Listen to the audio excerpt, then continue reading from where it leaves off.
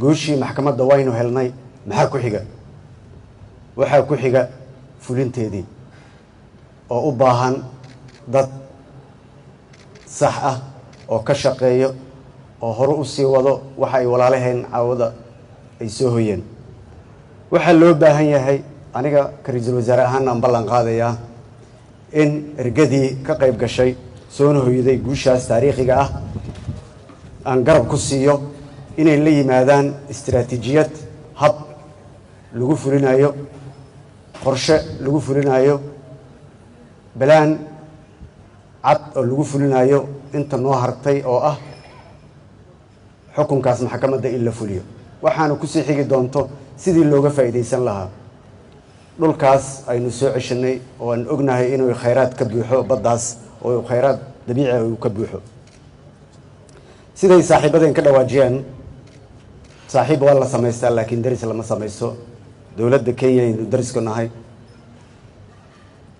waa dad aan daris nahay waan isku qasbannahay inaan ka wada shaqeyno wada noolaansho daris iyo nabad inaan ku wada noolaano dhinaceennana shacabka Soomaaliyeed diyaar inuu yihiin ayaan cadeynayaa in wada noolaanshahaas iyo daris wanaaggaas aynu ka helno dalka aynu darisku nahay ee Kenya ilaahay mahadiis waa ku guuleysanay in labadii garab walaalaheen Somaliland ama gobollada waqooyi ay heshiiyaan lana yimaadaan sifo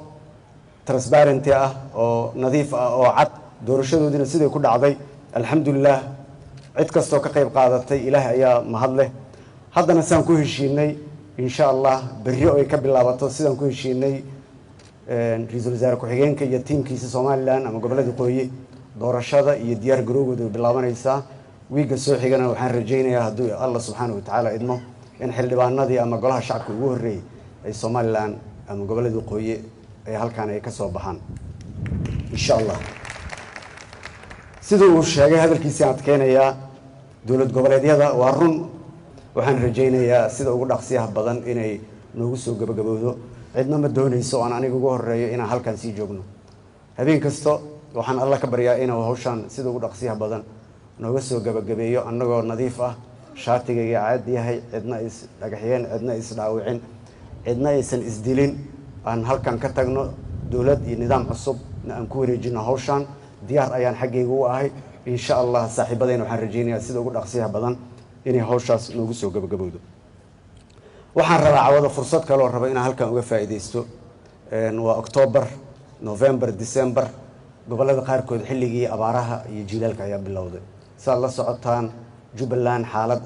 adag ayaa ka jirta oo abaar ah oo biyo la'aan ah hadday ku sii darsoonto oo aysan roob ama aysan helin gargaar degdeg ah January iyo February iyo March April ugu soo horeeyo marka abaar dheer